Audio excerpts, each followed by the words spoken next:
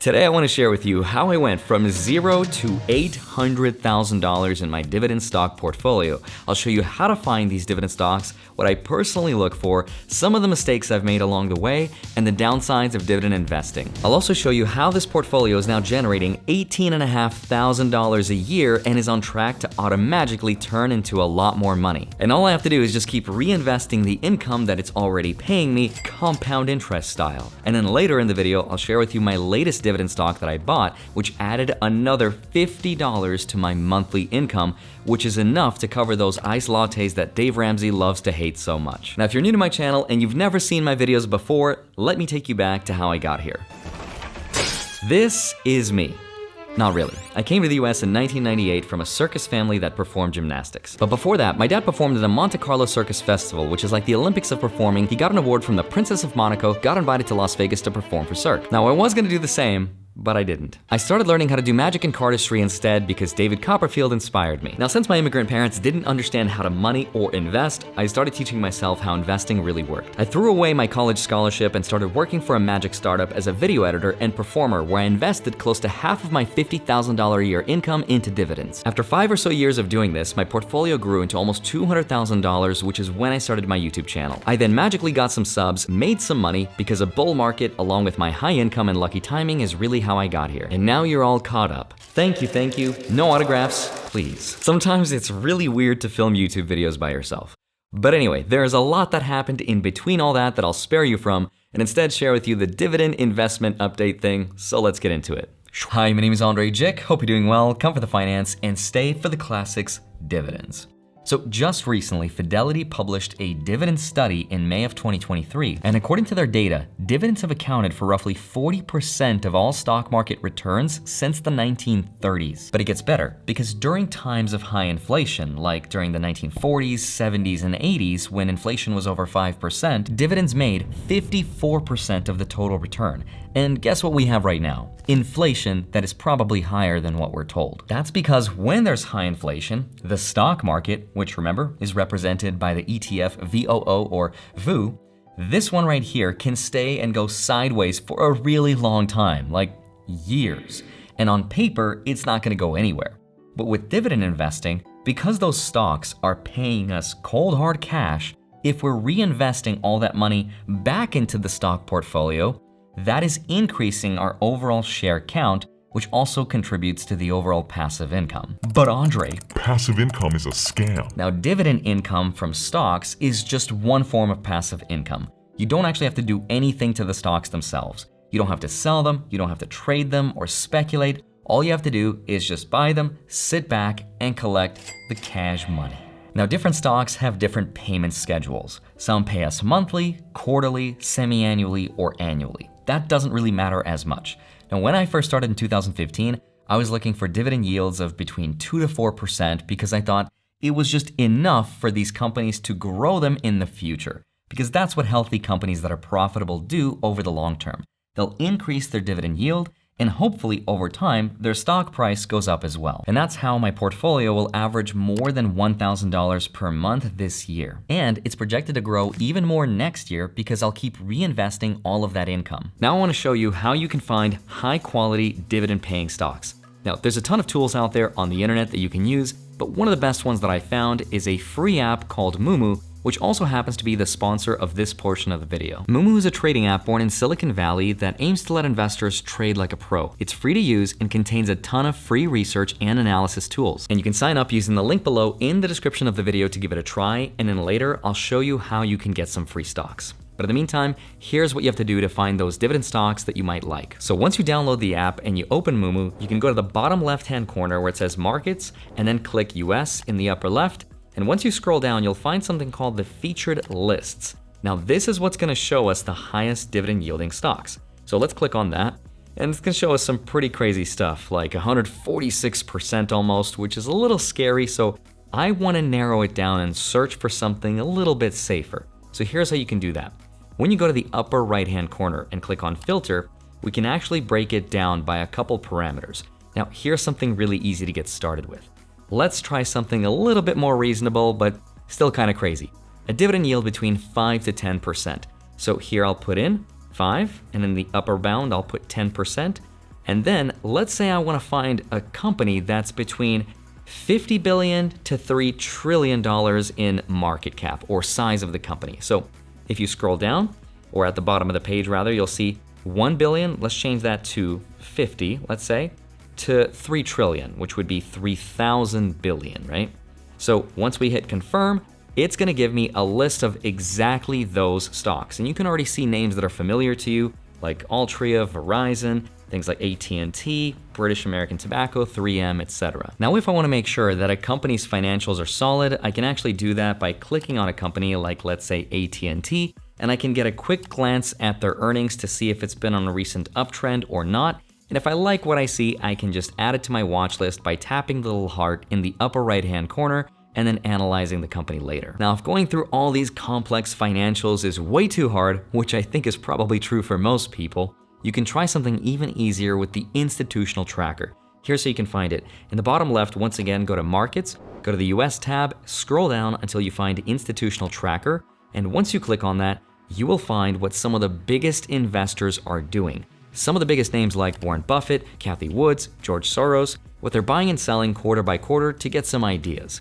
Now personally, I try to stick to broad market index funds and ETFs, but I think this is an amazing tool to find some high quality dividend stocks, as well as get some inspirational ideas, and maybe you can find the next Tesla or Apple stock. Now, as a special offer for US users, if you sign up and meet the deposit requirement, you can get up to 16 free stocks, all of which are full shares, and among them, there is a chance to win a free share of either Tesla or Google, but this offer does expire soon, so go check out the link after watching this video. And Moomoo is also available for users in Australia, Singapore, and Canada. Also, if you want to learn more info about the new user bonus in your region, you can click the link below in the description to find out more info. Thank you, Moomoo, for sponsoring this portion of the video, and now let's get back to it. So here's one of the most interesting things that blew my mind when I found out. Here's the difference between trying to pick individual stocks versus sticking to the simple mutual funds and ETFs like the S&P 500. Remember, those are like bundles with a bunch of stocks inside of it. Some studies show that most companies will disappear in less than 20 years. In fact, a study by McKinsey shows the average lifespan of a company inside the S&P was 61 years in 1958.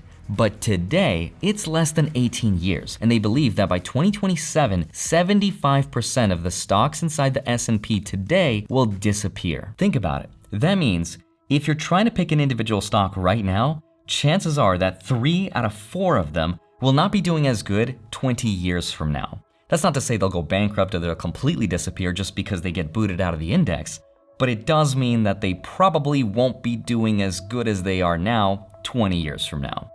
Now, if I do buy an individual stock, which I'll do once in a blue moon, here's what I'll look for. And by the way, this is not an endorsement or paid sponsorship, this is just my opinion. So the stock that I recently added to my position was O Realty, which is a REIT or a real estate investment trust.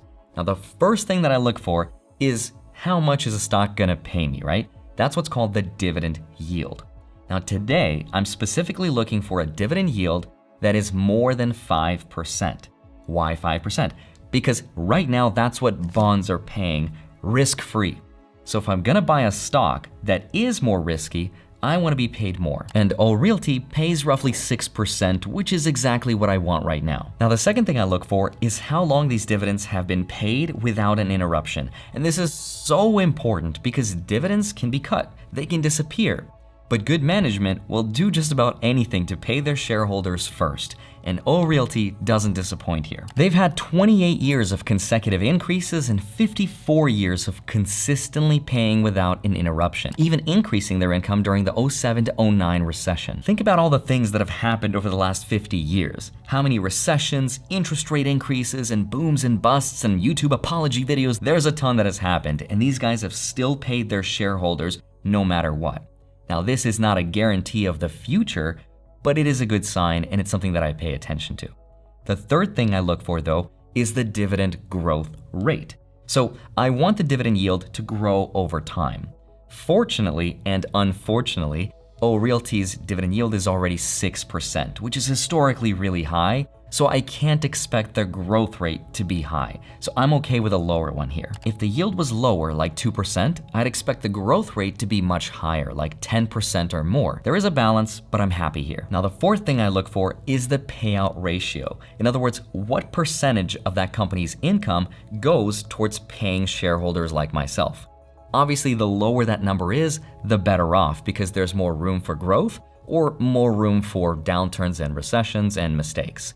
Now, every industry will be different, but in O's case, it's low compared to other REITs. Now, there's a couple other factors like sales growth, which is good to look at and see that it's progressing upward, and the dividend safety score, which in this case is 80, which means their dividend is safe. So overall, I added $10,000 to my position, which at 6% dividend yield means I'll make roughly $600 per year more, which breaks down into $50 a month. Now, because this income is coming from a REIT, a real estate investment trust, or it's counted as real estate income essentially, it will not be counted as qualified dividend income, and instead, that income will be taxed at the ordinary income tax rate, which is kind of a bummer. Now, dividend income isn't actually free. There is a cost, and the cost is your soul, and a small down payment of all your money. Not really. So what you'll actually pay is the overall return, meaning if you focused purely on just dividend stocks, you will end up with less money at the end of 20, 30 plus years than if you were to focus on buying low-cost, broad market index funds. That's the truth. Now, it's not always 100% guaranteed to work out that way, but historically speaking, data suggests that this is true. So let me show you what I mean. For example, if you were to go with the growth strategy, you'd be buying ETFs like VOO, the stock market. Now, if you were to buy this one ETF your entire life versus focusing on dividend ETFs like VYM or SCHD, both great options, you would have and you would make a higher overall return with VOO than either of these dividend strategies. That much is true. And I've looked at just about every chart and data point to validate this truth. So this portfolio would have been worth so much more than $800,000 if I had just stuck with VOO from the beginning. So I guess dividend investing is just a scam. But that's weird until you realize that tech stocks have way outperformed the S&P 500, especially during the pandemic. In fact, tech is still in the lead. So I guess the S&P 500 is just a scam. Until you realize that, wait a minute, real estate has made far more millionaires than any other asset class in the world, by a mile. So we should have just all gone in debt, bought ourselves a bunch of houses, and become over-leveraged real estate investors. I guess dividends, tech, the S&P 500, all of that stuff is just a scam. Until you realize, wait a minute, you could have just bought Bitcoin in 2009 because Bitcoin crushed all of these assets and made way more money. So I guess dividends, tech, stocks, and real estate are all a scam. Until you realize you could just be born to a wealthy family and become a tech CEO, take your company public, and make billions. Life's a scam. You get the point. People will always have some kind of an incentive to tell you that something is a scam because they want to sell you their solution. The truth is that it's all subjective. It's all personal. That's why it's called personal finance. There is no clear answer. It all depends on how you like to suffer, as I like to call it. This is the way that I like to suffer, and I don't expect anyone else to agree with me on that. But some of the most valuable things that dividend investing has ever taught me is that it takes time, consistency. It has taught me to be frugal and exactly how much money I need invested for me to be me. And that's the rule of 4%. If you really want to know how much money you need invested to be able to afford something, here's how you do it. You take the yearly cost, let's say Netflix, $10 a month or $120 a year, and you divide by that 4% rule. 120 divided by 0.04, and you get $3,000.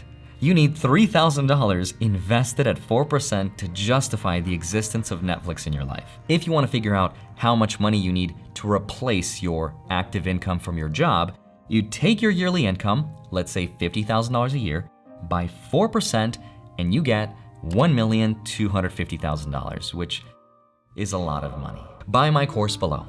Just kidding. I don't sell anything, but maybe in the future I'll offer some dividend investing course or an S&P 500 one because I wish I knew then what I know now and saved myself from all the strategies that never worked for me. But But as always, let me know what I might have missed. I hope you have a wonderful rest of your day. Smash the like button, subscribe if you haven't already. Don't forget to grab your free stocks, links are down below, and then go track them automatically with a spreadsheet link down below in my Patreon. Love you, thank you so much for watching this video. Would love to see you back here on Monday, Friday, sometimes a Wednesday. See you soon, bye-bye.